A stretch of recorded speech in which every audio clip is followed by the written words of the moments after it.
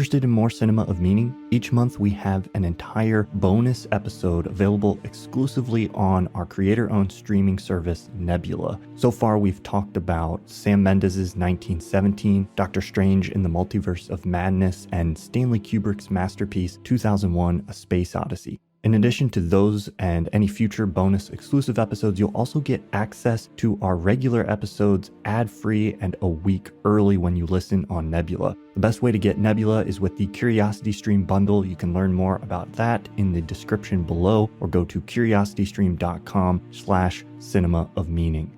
You can even plug the Nebula feed into a normal podcast player and listen wherever you like. Sign up today to get more cinema of meaning and access to all the other great content on Nebula.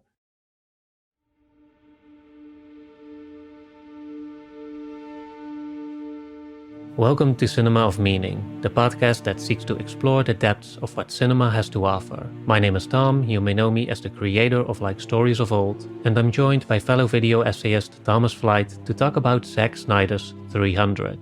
But before we begin, quick announcement: Cinema of Meaning now has its own Patreon page, where for just $2 a month you can join our private community to chat about movies with us and with other listeners, to receive announcements about upcoming episodes so you can watch along with us, and to get a vote in what movies we cover in our bonus episodes.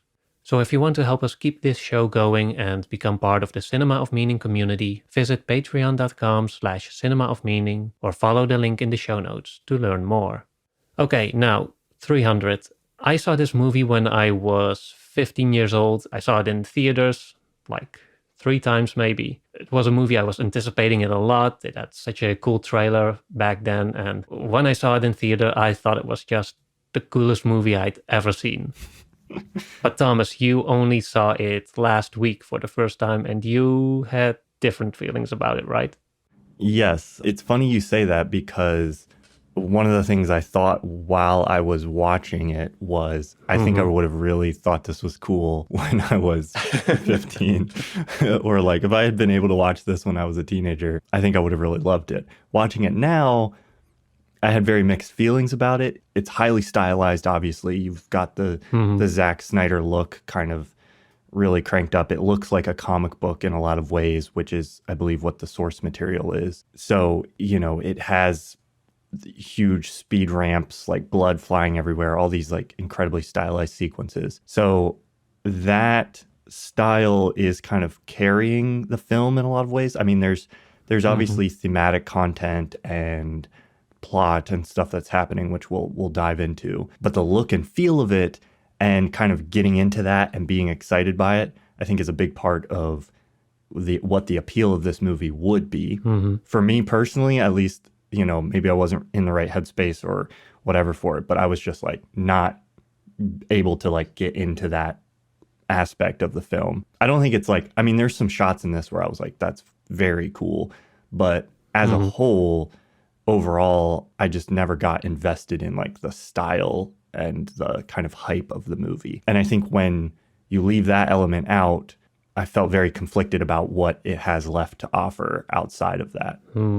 Yeah. So I can definitely see why people were excited about it or got really hyped on it. But I think there's an interesting discussion to have about, you know, what that conveys, what the style conveys, and sort of the thematic content here. I totally get where you're coming from, and I agree that rewatching it now, it's dated a little bit in a purely technical sense, I think, because it came out when digital cameras were just becoming a thing. Like it's clear that the image is just not as clear as film or movies that were filmed on actual film, or when you compare them to better digital cameras now, it lacks a bit of quality. I think they try to make up for it by adding a lot of fake grain, but that also kind of stands out now because you can tell it's not real, and so it looks very over-processed in some way. I think it does get away with it for me because it's just so well stylized in the sense of compositions and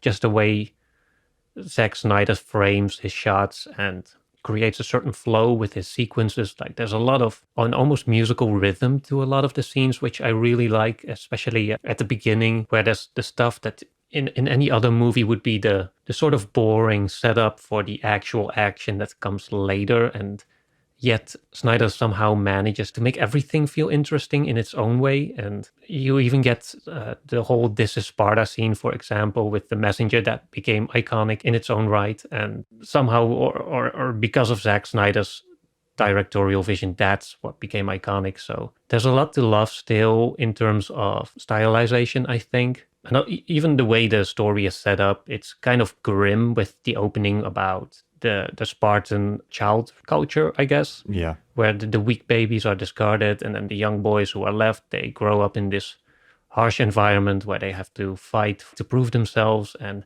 they have to undergo these really rigorous trainings. And there's obvious issues there when you start to look at it from a social political lens, I guess. But it does in just as a story, it kind of opens. I think it's still a beautiful opening in the sense that it feels like this dark Disney movie almost, or this twisted fable.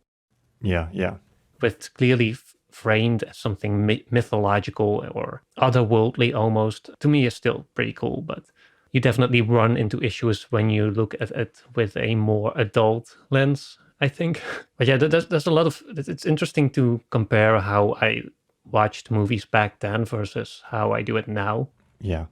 Even from a just purely media literacy angle, like there's a lot of things I didn't even notice at first, like the way the opening when you have young Leonidas fighting against the wolf, and I didn't think at all that about the way that scene kind of forms a microcosm for the setup for the actual battle, with Leonidas backing up into that little mountain pass or ravine, and then that's how he can defeat the bigger, more violent or more dangerous wolf by luring him into it and then taking his advantage. It's kind of the setup for the main conflict that comes later. But yeah, that's the kind of stuff I didn't even think about when I was watching the movie as a young teenager. I just thought like, oh wow, this is cool. Yeah, look at it, do the sword fighting. And but to be fair, this was, I think, or at least as far as I can remember, this was one of the first movies to really, really show the choreography of sword fighting and that kind of deliberate battle with the way they stand with the shields and those whole battle scenes. Yeah. Because up until then, you had movies like maybe Gladiator or Braveheart, which were all very good, but the actual fighting was often more like random clashing of swords, and they didn't focus as much on specific techniques, they being the filmmakers or but I guess that in those movies it didn't service the story as much. But in 300 there's obviously a lot of focus on how the Spartans were these larger than life warriors, and so it was really cool as someone who was 15 and who had seen a lot of movies like that to finally see a movie that really also romanticizes or glorifies even that kind of direct hand-to-hand combat in such a stylized way, which and it still looks pretty good. And you can see, if you compare it to like 300 Rise of an Empire, the movie that came after, which wasn't directed by Snyder, but it still tried to mimic that same style, but it felt flat because of it just wasn't the same as the first one, which also shows, or at least to me reveals something about the way Zack Snyder did manage to capture a certain magic there that isn't as easily replicated as it might appear on the surface. Because there's been tons of other media that have ever since incorporated that kind of, how did you call it? When it goes from like slow motion to super fast back to slow motion. Ramp. Yeah, that technique has been used a lot. The slow motion fighting, or just the general focus on individual fighting, that's been done to death at this point. But it's I still appreciate 300, if not for just being the first to really achieve something like that. Yeah. Yeah, I won't necessarily knock, I'm not knocking the style, I guess is what I would say. I think it's everything you said about it, I would agree with is true, like is well directed, and those scenes are well constructed, and you can see the echoes of that kind of thing. Mm-hmm. I think Zack Snyder has been influential since this film. Very few people mimic this specific style, but elements of that, like you mentioned, like the speed ramping and things like that, have become more prominent within, especially action if you watch something like, Bullet Train or something in that vein these days, you'll see elements of this kind of more stylized action, which I think you're correct to point out wouldn't have been used very heavily pre like 2006, before this era. I think it does. An interesting thing that I thought about was I'm coming at this familiar with some of Snyder's later work in this same vein, and I think he's gotten better at doing this style. So instead of this being my introduction to it, it's like looking at a prototype for, I don't think the Snyder version of Justice League is like a particularly amazing movie, but there's portions of that look good.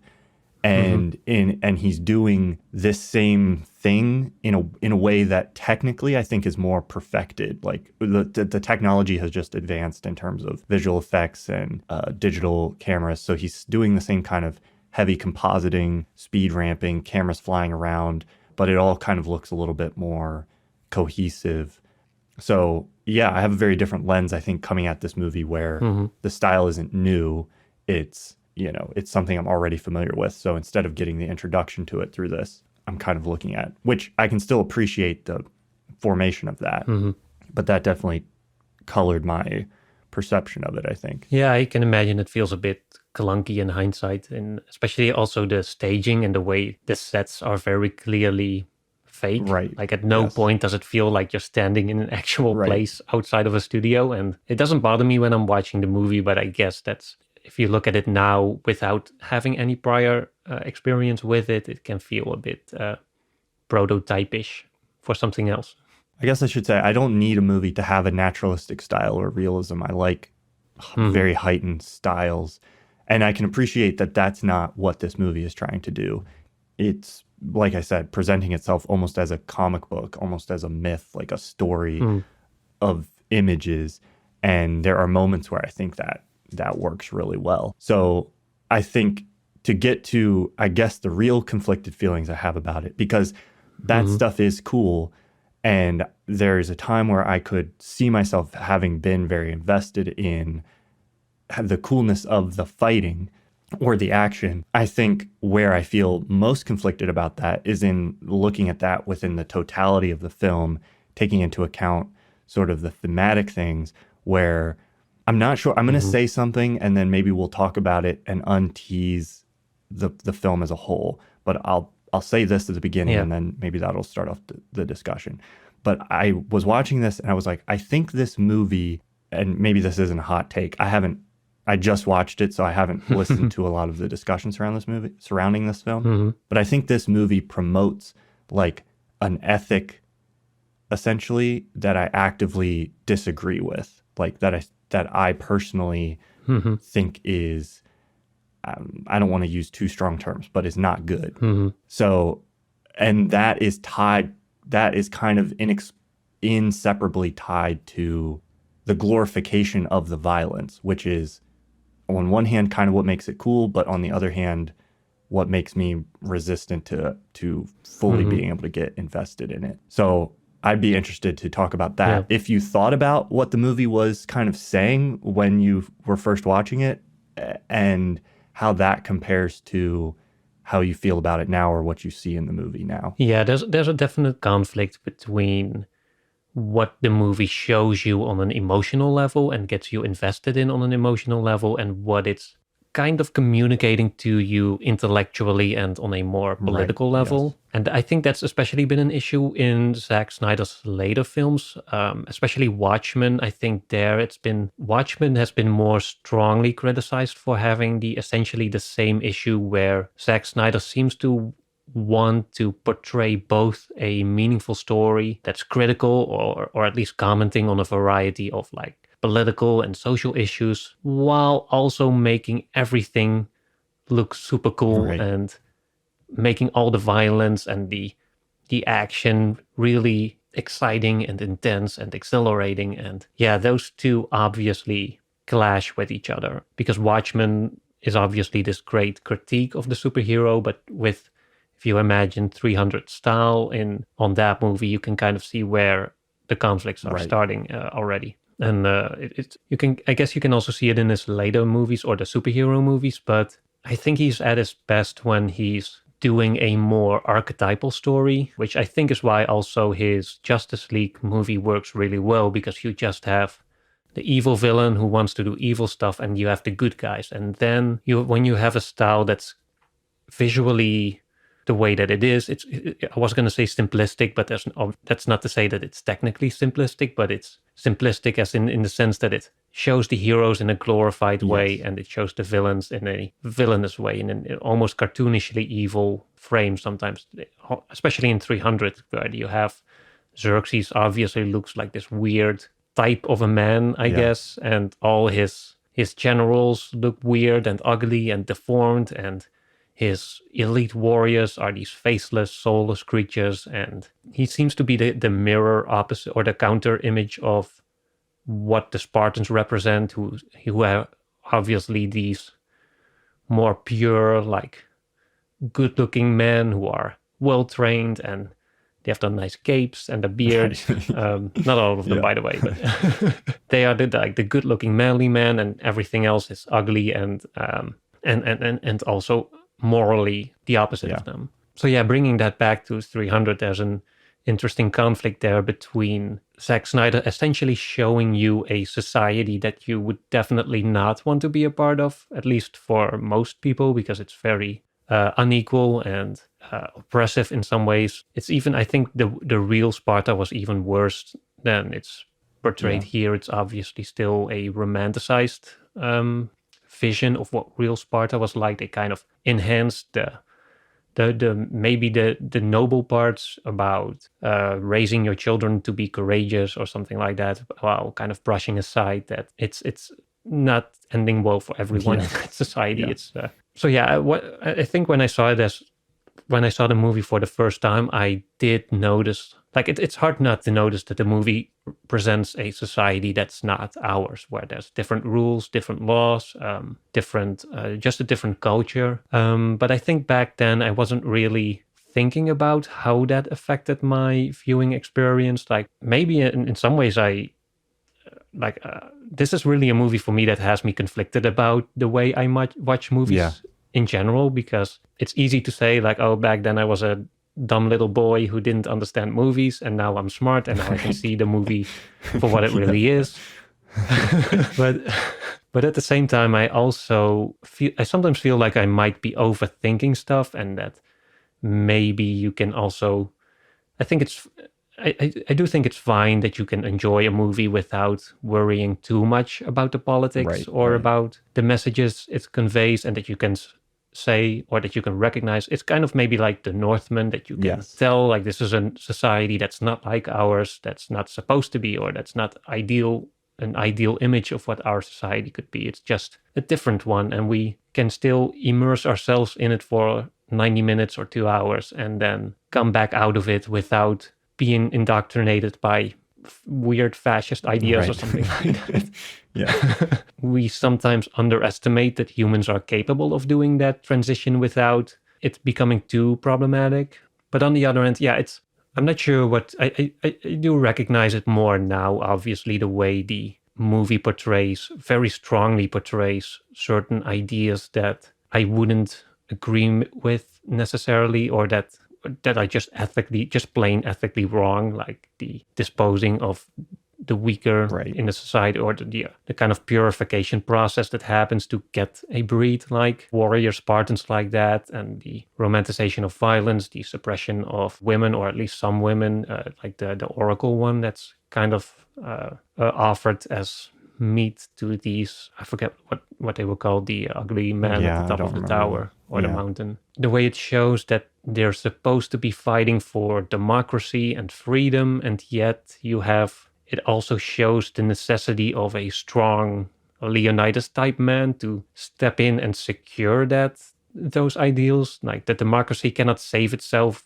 by itself. It relies on this authoritarian figure to step in and correct democracy where it went wrong, or it has to protect the democracy that's corrupted by the other laws, or whatever those oracle people were supposed to represent. Yeah, there's a lot to unpack there, and I'm still not sure how to make sense of it all. Yeah. Well, I think this was something I was thinking about watching it, was that I'm not sure, like, it feels like the movie itself is kind of conflicted about the perspective that it wants to have to some degree, where, you know, there's just kind of this tension between being a Spartan for Leonidas, between like being a Spartan citizen and sort of the glory of Sparta and Greece and democracy, and that being the freedom of the individual, and that being kind of what he's trying to defend ultimately. Yeah. So like there's this sense in which he's going out to battle to defend them from being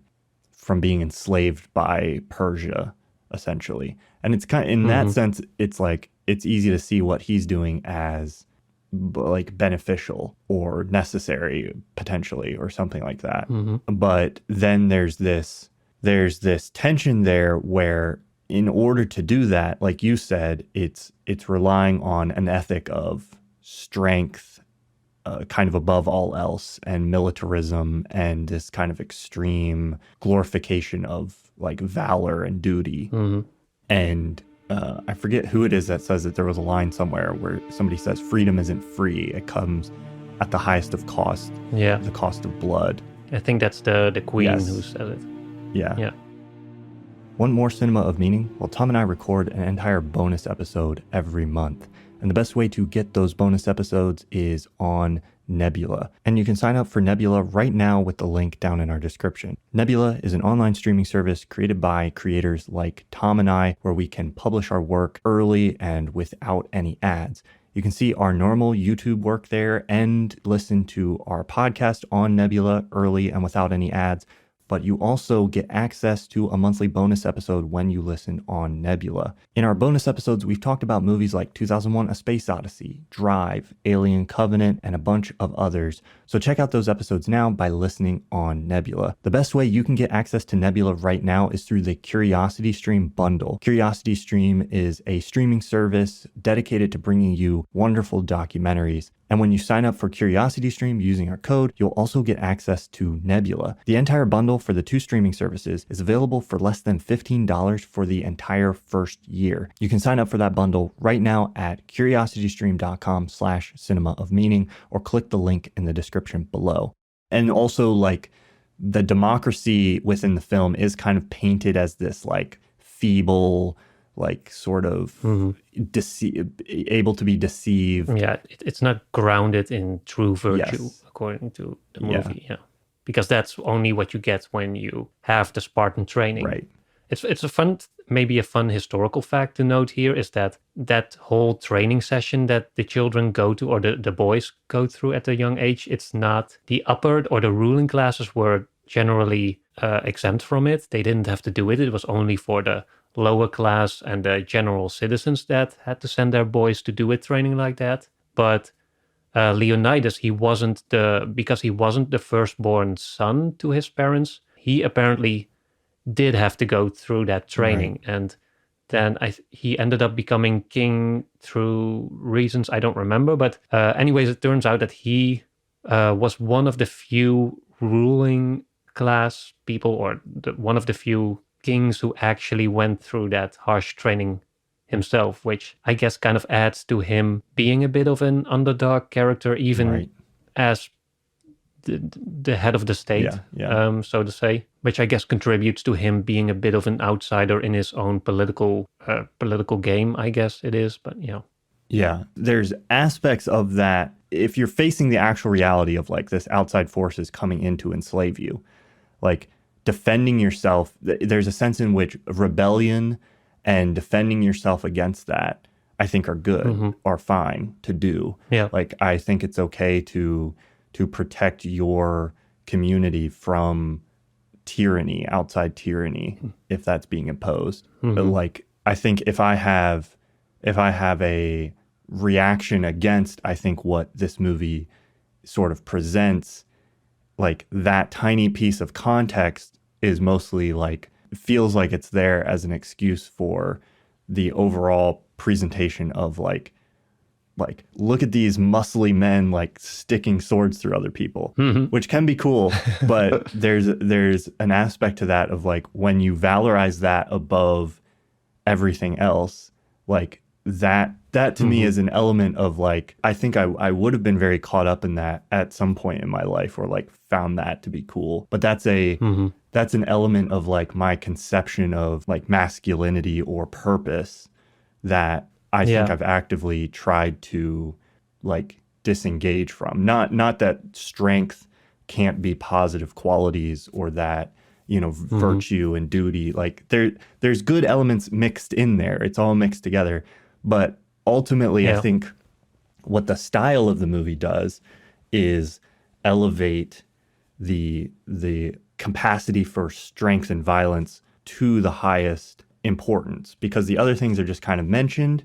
And then, but what we see is the violence. Like, the violence is the bulk of what we're shown and the bulk of what's focused on. That's the part that that elevated above all else, and that being like, this is necessary for freedom to even exist, is the part of it that I'll put a little asterisk here, saying, like, to what you said earlier, I'm not saying this to say that nobody can or should watch this movie or enjoy it. I don't think it's an issue of like, this is kind of like my Top Gun Maverick take to a certain extent. I think audiences are allowed to engage with a movie like this, or when we talked about Drive in the bonus episode, you can engage with a movie like this and then walk away from it and you know, not internalize sort of the ethic or the values that it's promoting. And I think that's fine. I don't really, not like casting judgment on that. And with something like Drive, that's a movie where I do get sort of more caught up in that fantasy. But there are some movies where, with this one, I guess at this, where I am now in my life, or watching it at this stage of my life and not having that touchstone with it, I didn't get caught up in it. And so what it's presenting to me, I have more of a just gut like reaction against that, to some degree kind of prevents me from like fully getting invested in or enjoying the story. But I like that you mentioned The Northman too, because that's a good, also a counterpoint of like, that it's a similar movie that I was able to get more caught up in. And it does kind of similarly valorize like strength, and like it's a little bit of a different story because it's revenge instead of like duty or like glory through dying in battle. Yeah. But it's there's definitely a similar thing going on. So I think my qualms with this movie ultimately might be like aesthetic, where it's just like, for some reason, this one didn't like tap into the nerve. And so therefore it's easy for me to be like, oh yeah, it's not I don't know. I think also the difference is, or maybe where some of the conflict comes from, is because beneath the politics of the conflict presented in the movie and the kind of cultures that are at clash with each other, there is a very simple archetypal story that is very easy to agree with, and that's just the underdog fights against a larger, more dangerous force that's trying to tyrannically overthrow the former one. And it's just so easy to get caught up in that, because especially when the underdog is framed as morally correct, whereas the other is just violent and destructive and oppressive and ugly and all those things. It's so easy to just go along with it and not question the actual dynamics that are going on there. And that's not an argument to say like, oh, we should have, the United should have submitted to Persia. Maybe we should have done compromise instead of battle, because sometimes that's just the way it is. Sometimes there's a bully and you have to stand up to it. So that the problem is not that archetype is a false one. It's just that it can be, it's so easily used to deceive you almost from the other elements that are going on in the story. And you mentioned the stuff about the masculinity earlier, and that's thinking back on when I first saw it, or the first couple of times that I saw it when I was a young teenager. That's probably what I internalized more about it, not so much the political stuff, because you know, that all that stuff felt far away and distant. I was too young to really care about politics and that kind of stuff anyway, and I still don't live in a militaristic society, so all that stuff for me was easier to brush off, I guess. But the stuff about masculinity, that definitely planted like a little seed about what cool men are supposed to look like. And I remember like when I was 18, that's when I really started going to the gym. And I would often, like, as just before I left for the gym, I would, as motivation, watch like some clips from 300, like some of the battle scenes to get me like, riled up and ready to go. And then I would hit the gym and get the Spartan look, so to say. And got pretty close too for a while there, but it's funny how that kind of, or the moment you become more familiar with powerlifting and that kind of stuff, and the male physique and what it looks like and what it can achieve. It's funny how you look back now at a movie like 300, and now, whereas at first that sense of this, all these men are super muscular and overwhelming and daunting, and it can kind of, as I said, it's kind of overwhelming. But now looking back on it, you can kind of tell like, oh, that guy wasn't as good a shape as the other ones. And, I kind of looked, I pretty much achieved the look of some of the lesser, the more scrawny Spartans, I guess. like Michael Fassbender, for example, which was his first feature role, by the way. I think his in 300. I didn't and the other guy who he's kind of buddies with, like the younger ones, they're muscular, they look great, but that's once you know more about the male body, I guess, you can kind of tell like, oh, that's 80% lighting. Like, he isn't bad. Leonidas, however, that was like the true king in terms of physique, but he probably juiced it up a little, I guess. When in doubt, when it comes to Hollywood physiques, they've probably used extracurricular items, and but that's kind of part of the issue too, I guess, with Hollywood in general, where they kind of promote these male bodies to young men who then may see that as aspirational, while not making clear that it's either the result of years of rigorous training with personal diets or personal dietitians and personal trainers and loads of money and time and attention. And even then, there's probably even some forbidden steroids or stuff like that involved. There's a lot of different things you can take. It's quite messed up how they don't represent, or I guess they don't communicate as honestly to young men that these are achievable physiques for the average gym goer, or even the more fanatic one who does want to stay natural, so to say, and stay healthy. But physically, growing up, I wasn't in a position to even try to achieve that kind of stuff. But I did get sort of romanced by other Greek adjacent, Spartan adjacent, like, the stoicism, and some of those ideas would have been, or at least my feeble understanding of it, or misunderstanding of it, the pop psych understanding of it would have been like kind of romantic to me as like a 15-year-old. And that part of, there's these images of masculinity that you might see at different times. A lot of them, I think why a lot of them get such a stronghold on people is because they have some kind of grounding in something that, or can be positive, which is like, hey, fitness is good, like having a modicum of like ability to maintain calm or control over your emotions instead of just like blowing off the handle is good, generally.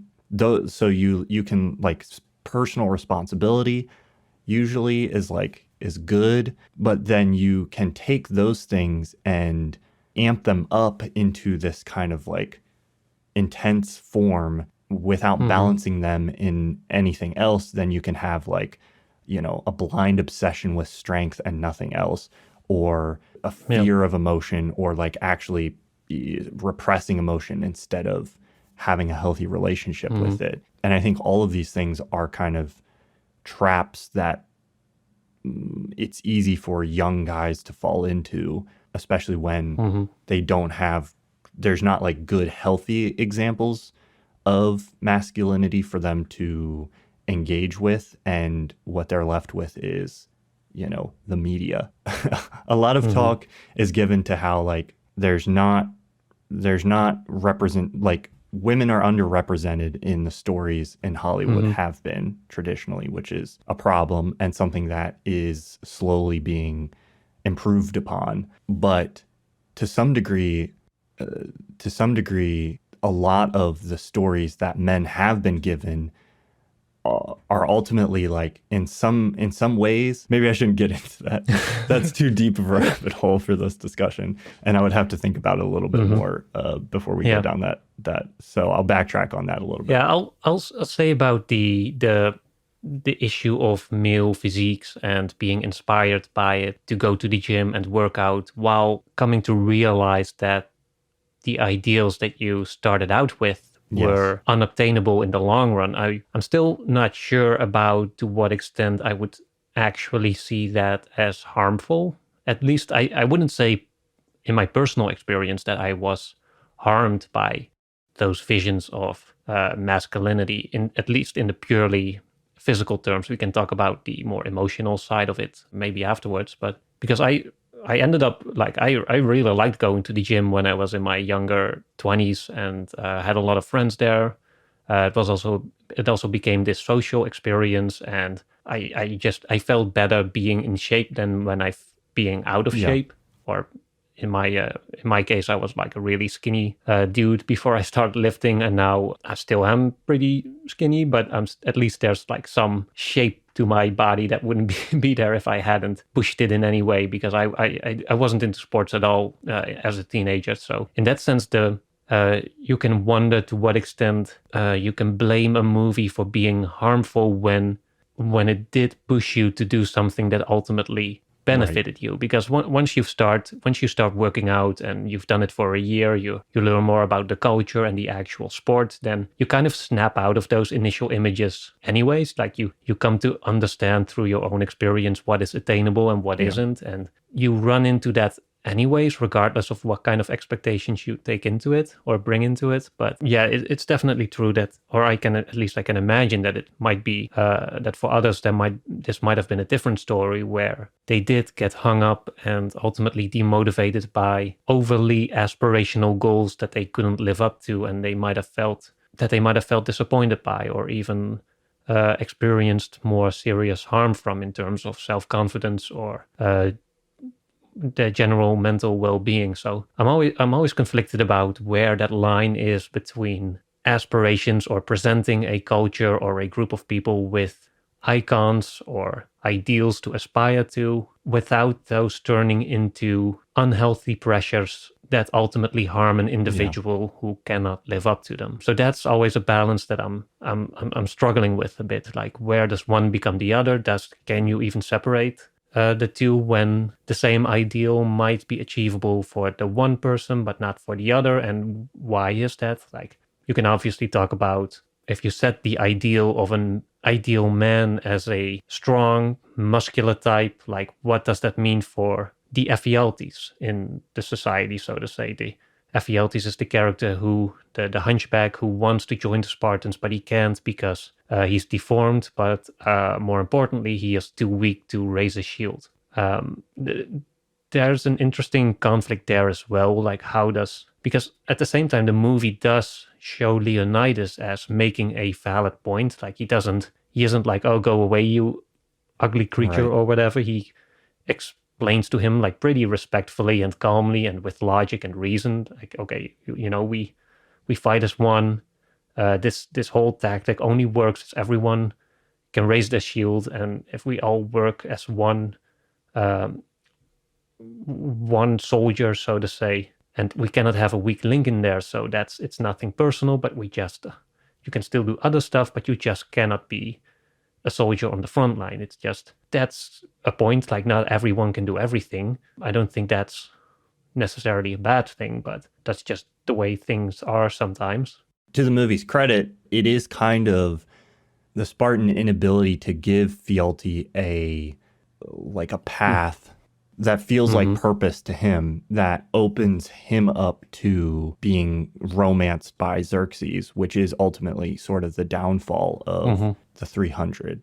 That is what opens up a weakness. So there's a way in which you could kind of argue, like, the Spartan culture would be stronger if they had a way to kind of provide a more universal purpose for everyone. It's like, within the current framework, it's like, you only get the glory and the valor if you can fight and die in battle, basically. The only way to get that is if you're already a strong capable person and a man. And so because they can't, he's like, oh, well, you could tend to the sick or whatever, but that's not within the Spartan framework. Tending to the sick is not what, is not where the glory is. And so a more fully fleshed out like idea of purpose and meaning, if they had one, and Fieldy found purpose and meaning in whatever way he could participate within the society, would potentially protect the society from, him going off and becoming a traitor and exposing their vulnerability or whatever. Yeah, they probably could have communicated it a little bit clearer. I do think the movie does portray it a little bit as Leonidas as being as reasonable as he can be, and Ephialtes is just salty about not getting what he wants. So it does portray him that he's not just physically incapable, but he's also morally incapable to transcend his ego in that sense, or in that case, or something like that. And that's he's not just shown as incapable of being part of the society, but also incapable of being then the bigger or the better man, so to say. That is what I think I'm pointing at when I say like this movie promotes ultimately an ethic that I disagree with, which is to everything you said about like motivation towards building strength and physicality and like that kind of stuff is great. But at the end of the day, like, I don't think strength is not a virtue. Like, self-discipline might be a virtue, or being able to stick with difficult tasks might be a virtue. But just the ability to have or create strength in and of itself, I don't think is a virtue. Or if you especially, even if it is, especially if you elevate that to a sort of ultimate virtue, that's where you get into a very dark space where suddenly weakness is not a condition, but a moral failing. As soon as you start to insinuate that weakness, physical weakness or physical inability, a personal or moral failing, then you get into some very dark territory, and some very dark behavior on a personal or societal level can be justified through that. And I think like that's the worst. That's the worst like possibility of kind of what is presented in this sort of like view of things, the Spartan view of things. I mean, that's what I noticed more this time around when watching the movie, that it does really emphasize that weakness and emotionality specifically for men is a sign of weakness. Like, it constantly reaffirms that, he doesn't say goodbye to his wife because he's too tough of a man. And then, there's a couple of moments there where it almost feels like they should, or they want to express something, but they're holding back because that's not the Spartan way. And you might even argue that the movie is trying to criticize it somewhat, because it does show they're not straight up acting like, I have nothing to say to you, woman, I'm off to fight. Like, it does show there's some repressed emotion, there's some love that he wants to express, but he doesn't feel able to. And especially with Leonidas, or the captain is actually the first who kind of breaks when his son dies. And the whole idea of like, he's my son, I have others to replace him, I don't care about what happens to him, that is kind of subverted there, where it does actually happen. And then, he just completely gives into his emotions. But that moment is kind of turned back around when he speaks to Leonidas, and he's like, my heart is filled with hate, and Leonidas is just like, good, yeah, my man.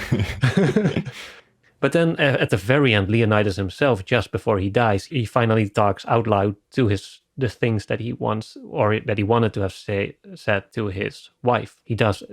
His final words are an expression of emotion, of love, or of something that he couldn't have said earlier if he just sticked to himself being the true Spartan that he is supposed to be. So I'm not sure. It does again feel like the movie is trying to have it both ways, and I don't know what to make of it.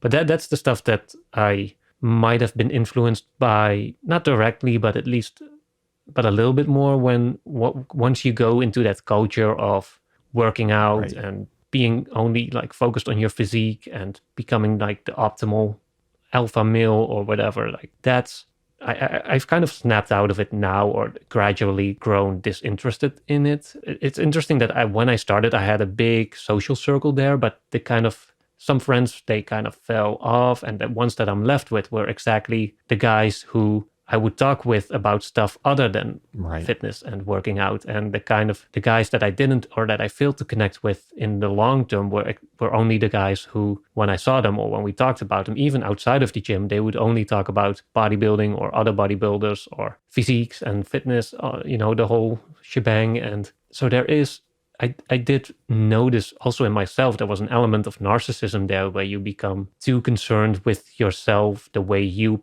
look towards the outside world. And there is a Spartan element there, in the sense that, or as at least as it is presented in 300, in the sense that you feel like you have to communicate your masculinity, or your, especially like, or specifically your superior masculinity to the outside world. You have to show that you're like a little bit stronger, a little bit tougher, a little bit more manly than the other ones. And now, of course, I realize that's mostly nonsense. Like I still like go to the gym. I still think it's important to work out and stay healthy, but the mindset has changed like significantly since those years where I first got into it and got kind of caught up in the culture for a bit. So yeah, I think that's, in hindsight, were probably more of my real issues with 300 lie, not in the sense that it communicates a political idea or even a straight up fascist society that values the strong and disposes of the weak, but because maybe that's just me, but I've always been able to brush that off pretty easily. Maybe it's because of, like we talked about in the Top Gun Maverick episode, that's just not the culture that I come from. That feels too far removed from my own lived experience. So all that stuff kind of feels like fantasy to me. I can enjoy it for a bit and then snap out of it without changing my vote in the next election. But yeah, it's more about, I guess, the underlying psychological and emotional messages, I guess, that are present there and that do take hold of you subconsciously, even when you might feel that they are not. And that's something that I do think is worth examining and worth being wary of. As you said earlier, it's not to say that 300 is at least for me, it's not a worse movie because of it. I still, like, the last time when I rewatched it last week, I still enjoyed it as much as I did when I was 15. Like, I still got caught up in the action and the way Zack Snyder creates that spectacle and the coolness, I guess, of it all, the badassery that's on display there. Just because it's such an effective film at really building up the reputation of the Spartans and then delivering on it in the action scenes. Like the way Xerxes really throws his slave army at them, thinking, hey, they'll be overrun in a second, and then the growing desperation on his face as he realizes, oh no, these guys aren't so easily defeated, and then it's just wave after wave, and every new wave. And also, by the way, it's a great masterclass, I think, in doing action with variety and keeping it fresh and exciting. But it's just, I don't think there's any other movie like it that just throws wave after wave upon a character or a group of characters like that, and have it only reaffirm what those characters are. In that sense, all the action scenes are character building in some way, even though it might become a bit repetitive at some point. Like once you've seen them take down the rhino and the elephants and the magicians and then the other soldiers and then more slaves, and then at some point you get it, like, okay, these guys are great fighters, the other ones are not. We could probably have done without a few of those scenes, but at the same time, I wouldn't know which one I'd cut out of it. They're all pretty amazing. I agree with you, what you said earlier, where like politically, I think like this is way too messy of a movie in terms of like what it's saying politically. I don't think it's even really setting out to say something specific politically, or at least if it is, it's not doing that clearly for me to be like, ooh, this movie promotes like fascism or something like that. And I don't really get that concerned about that because, like I said earlier, it's like, yeah, the actual Spartan society, it's problematic, but I don't think anybody's walking away from this movie going like, we need to start a eugenics program or something like that. Like, and only keep Yeah. the strong people. And and when you frame the overall context of like what's happening politically in this movie is like a tyrant overlord like trying to come in and like enslave a people. And within that context, it's like there are aspects of like, oh, okay, yeah, like fighting for your country's freedom is not like that narrative can be twisted into an excuse for militarism, which is what the United States has done at certain periods of time. But you can also see like, there's conflict there's a war happening in the world right now where, we're not like, oh, Ukraine just needs to give in to Russia because, it's bad to fight and that would be fascist. It's like, no, it's not. You can defend the sort of democracy of the situation from tyranny. Like, I think that's fine. So it's anyway, all that to say, it's like in this movie, the political stuff is way too messy for it to be like, it's not, it's just messy. But I do agree with you that like where it gets more sticky is with the individual stuff and like what you might internalize in terms of like what you would want to model if you are caught up in that like spectacle of, especially for young men, the ideal of masculinity that maybe it presents, or the glorification of violence. That's on an individual level is where it maybe gets stickier. Yeah.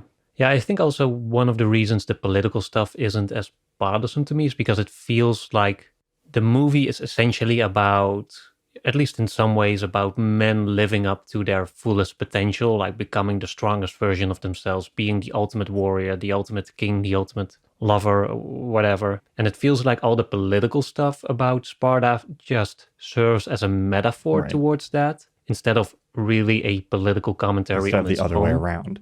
Like with that whole introduction scene, for example, it doesn't feel like the movie is saying like, oh, we should do eugenics or we should put our boys through this kind of training. But it's more, I feel that at least men watch this more in the sense of I have to kill the weakness in myself, so to say. I have to adopt all these, what are framed here as political issues or political structures. I have to frame that or translate that into my own personal life or in my own personal lifestyle in some way. So I think that's why people don't walk out of this movie thinking, I'm going to throw my son out when he's 7 and let him battle with wolves. Like it's kind of a self-help-ish movie in that sense, that it seeks to inspire, at least I'm guessing mostly men, to become better versions of themselves, or at least that's what that's the aspirational part of it, that it might, I think Zack Snyder even has expressed that he is really interested in the extremes of the human physique, and he's just fascinating like what we can achieve if we push ourselves. And you can see that reflected in a bunch of his movies, or at least the way he portrays most of his heroes, which are these larger than life characters, and especially the men who tend to be very muscular, very Superman-ish, until he made the literal Superman movie. That's why the politics of it all I worry less about, because it never feels like a serious political commentary. It doesn't feel like it's it's not depicting all those cultural or political things with a straight face. It always feels like it's it always feels like it's in service of something else. Like it really wants to say something else, and this is just the kind of set piecing or the set dressing or window dressing that kind of elevates or heightens the message of that other thing, about the more of a personal attitude kind of message, I guess. Yeah. I think you're right. And I think, ultimately for me, I think it's hard to look back on this kind of thing to some extent because I can't separate it from ways in which maybe I would have been caught up in misunderstanding some of these things. Like, I think I fell, unlike you, I didn't find a safe or comfortable space in which to physically push myself. And some of that had to do with like, chronic illness I dealt with. And so I think for me, there's a space in which if you internalize these kinds of like, sometimes the hyper focus on strength as a quality that defines healthy or good masculinity, which is easy to do, I think, depending on what you're looking at. It can take some unsorting to untangle that. And so it's not so much a criticism of this movie necessarily, because not every movie that is out there doesn't need to present a holistic view of like what, becoming a whole human being is. But this movie does represent a certain overemphasis on strength as a moral quality that I think like I personally had to do a certain amount of untangling in my own life of understanding like, yes, that can be important, but that's a piece of a larger puzzle, being a whole and healthy person, and that being physically less capable is not intrinsically connected to your value or worth as a human being. That probably sounds super obvious to, hopefully sounds super obvious to a lot of people who are listening to this. But I think for a certain percentage of young men, especially, it's not super obvious. And so, the weight of that miscommunication doesn't fall on the shoulders of Zack Snyder's 300. But I think it's an interesting discussion worth having. This movie is definitely one that kind of taps into that vein. So 300, strength is good, but I would say like you need a balance of virtue. Doesn't make you a good person. Yes, automatically. Exactly. Yeah. There's one thing I'll add to that is that it doesn't even necessarily make you a healthy person to look like Spartan like that. Right. It's like one thing I've learned is that, I do believe it's probably good for your body to be engaged in some kind of movement, to have maybe some basic stimulation for your muscles just to prolong their usage over as you get older. And the point is that anything more than that is probably unnecessary in terms of health. And the better thing you can do if you want to stay healthy in the long run is probably not sit on your butt all day and take a walk every now and then. Right. Maybe do some cardio, some light workouts or something like that. But anything else, you quickly enter into like the realm of vanity and needless and sometimes even like counterproductive body stimulation, I guess. Like there's an obvious issue with extreme sports, or even like pro sporters who run into injuries, right? Much more than the average person who just works out casually. But that's going into a whole different terrain of discussion about what sports communicate about a healthy lifestyle, and that more isn't always better, and more extreme definitely isn't always better. But I think as far as 300 goes, I think the important lesson there is, even though I still very much enjoy the movie, and I can, the same as with The Northman or Top Gun or whatever, like movies that communicate ideas of politics that I don't necessarily agree with, I can still immerse myself into that more emotional aspect of those stories and then come back out of it inspired in my own personal interpretation of it. Like for me, if I see the Spartans fighting against that tyrannic force in some very romanticized, violent way, like I always translate it into something practical in my own life. Like can I tap into that energy, but not use it for destruction and violence, but use it to just do something constructive or helpful, or stand for a moral ideal that I have in some other way that doesn't involve gruesome violence, I guess. Right. Yeah. Something we both try to promote with our channels implicitly and explicitly is like media literacy and being able to engage with the themes and the subtext and everything that's going on in movies. I mean, that's what we talk about here.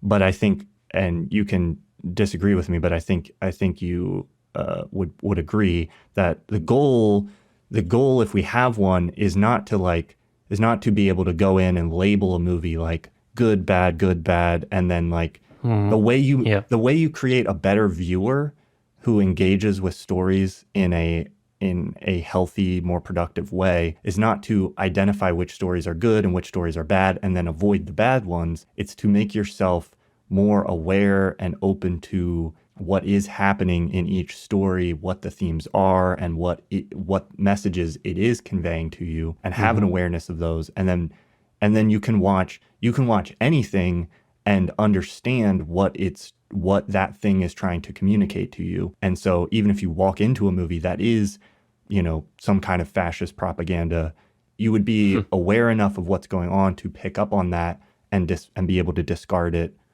or whatever, because all of these things just disengage from it. Yeah, exactly. So the goal is not like these movies are bad and like people should avoid them. The goal is to learn how to engage with what these stories are communicating to us on some level. And sometimes to do that, you have to engage with stuff that is in these weird or gray areas, or it can be a really good idea to return to stuff that like did have an effect on you, or like we've talked about a lot of stuff like Drive that in our bonus episode about that has a certain kind of influential on your character to some extent. Yes. And then returning to that later in your life can help you develop more of a sense of maybe like the way in which ideas were communicated to you and how you can see those things differently over time. Yeah, it's definitely a relational issue, I guess, where you also, it's also what allows you to evolve over time and not be stuck with the ideas that you saw in a movie when you were 15. It's that's to me is the beauty about movies, that for every movie like I grow out of, like there's also movies that I didn't appreciate when I was young that I connect with now, and that's what keeps it, to me at least, it keeps it fresh and engaging, or what keeps my passion for stories, movies. It just keeps it as alive as it was when I was that younger boy being impressed by 300 in the theater when it came out. And I agree with everything you said. So just be sure to stay mindful, I guess, and also to not let discussions like this ruin your enjoyment of a movie that you might have a strong attachment to. Like, don't feel the need to have to defensively react because someone else dislikes or finds problematic issues with a movie that you love or that you hold dear, because I know that's not a great feeling to have. Like, to some extent I have it with 300. Like, I love this movie when I was 15. I still want to I still enjoy it now. I still want to enjoy it now. And the human heart is conflicted, like a lot of movies are conflicted, and it's fine to sometimes just carry the contradictions and accept them for what they are, and just enjoy what you enjoy. Hopefully, Tom, it doesn't feel too much like I'm just beating up on a movie, a childhood movie that you love. But I hope these conversations are a good example for people of, like you said, being able to engage with these ideas, even in things that we enjoy, and being able to appreciate the enjoyment that we have of them, but also to be able to engage critically with, what they're saying, and walk away with the best of both worlds, where we can enjoy something for what it is and also not get caught up in, whatever maybe messages that are in it, that take what we need and discard what we don't. Thank you all for listening. If you enjoy the show, be sure to check us out on our creator-owned streaming service Nebula, where you can experience our podcast ad-free, listen to all of our episodes a week early, and get access to monthly bonus episodes. On Nebula, we, for example, covered, among others, 2001: A Space Odyssey, Drive, and Alien Covenant. Right now, the best way to get access to Nebula is by signing up for CuriosityStream, which comes with a free Nebula subscription. To learn more, visit curiositystream.com/cinemaofmeaning, or just follow the link in the show notes. And we'll see you again next time.